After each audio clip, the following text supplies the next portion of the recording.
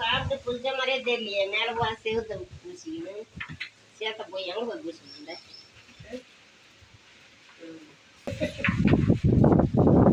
போடா லெமன் சாதம். கறி வாசனை அதாம்மா, அது வாசனை அடிச்சிச்சுன்னா போதுமா, கறி வேணும் வாசனை அடிச்சாதாம்மா நல்லா சாப்பிடும். எவ்வளோ தூரம் தான் சாப்பிடும். லெமன் சாதம்லாம் போட்டேன்னா அது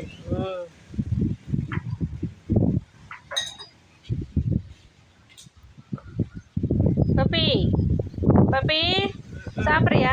சாப்பிடு சாப்பிடு சாப்பிடு சாப்பிடு.